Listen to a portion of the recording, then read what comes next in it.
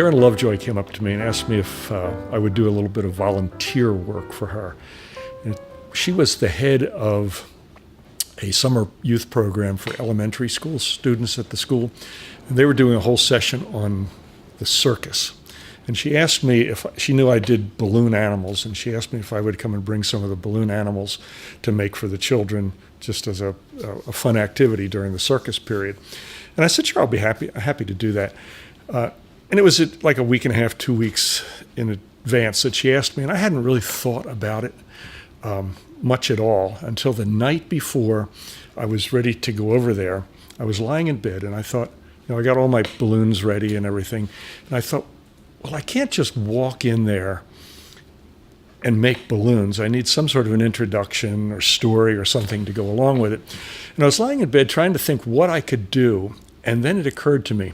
I decided I would tell them the story of the wreck of the Black Squall that wrecked on Ocracoke in April of 1861. And it was really an interesting story. The Black Squall was traveling from Havana, Cuba to New York City. It was a two-masted, square-rigged brig. When in April, it ran into a heavy gale that drove it into the breakers at Ocracoke. And it broke apart, and all the cargo spilled out of the ship. The interesting part of the story is that the Black Squall was carrying a circus from Havana to New York City.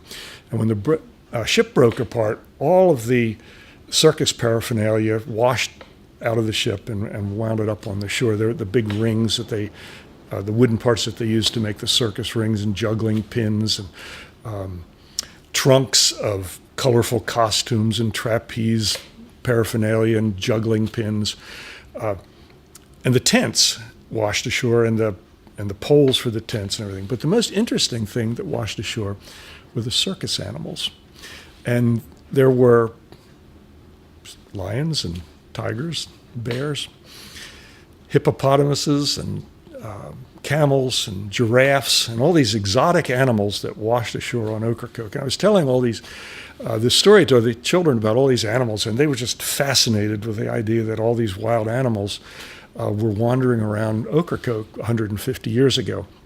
And then I made the circus animal balloons for them and handed them out to all the children. And while I was doing that, I leaned over to Karen, and I whispered to her, I said, I heard this story. It was originally written down by Walter Howard. He died in the 1960s, and he had heard it from Arcade Williams, who was a teenager in 1861. But Walter had a reputation for being a really good storyteller.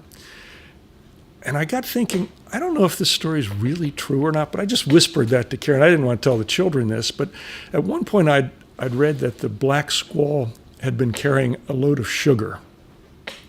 And I said, I'm not going to ruin the story for him, but I'm really not sure whether that happened or not. So I finished making the balloon animals for the children, and I distributed them, and it was time for me to go home. And I was riding my bicycle home, and I thought, there's got to be some internet story about this wreck.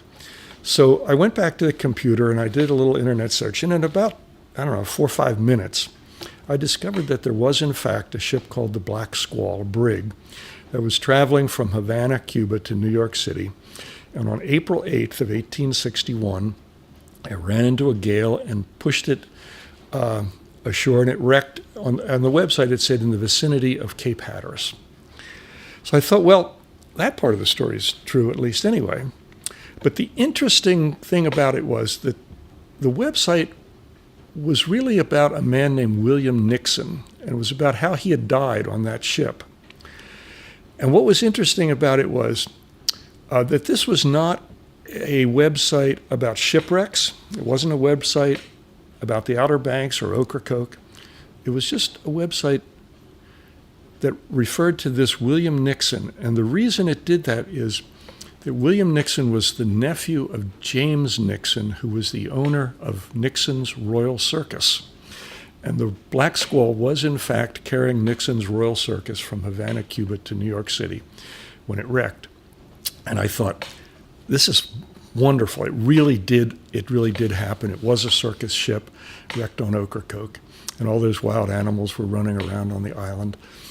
And then I thought for a minute, and I said, well, lions and tigers and animals like that are circus animals, but hippopotamuses, I've never seen a hippopotamus. I don't think they're very easy to train. Or camels and giraffes, I don't see them in circuses.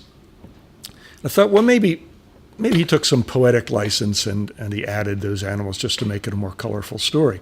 But I did a little bit more research and discovered that Nixon's Royal Circus was almost always described as Nixon's Royal Circus and Menagerie of Living Animals. And then I did a little bit more research and realized that it was right on the cusp of the establishment of municipal zoos in the United States. And prior to the first zoo, which I think was in Philadelphia right about that same time, zoos were basically just menageries that traveled along with circuses. And when it was all done, I realized that the story was pretty much all accurate. The black squall wrecked on Ocracoke April 8th, 1861. The circus and all of its paraphernalia and the circus animals all washed ashore on Ocracoke, which was a great, great story.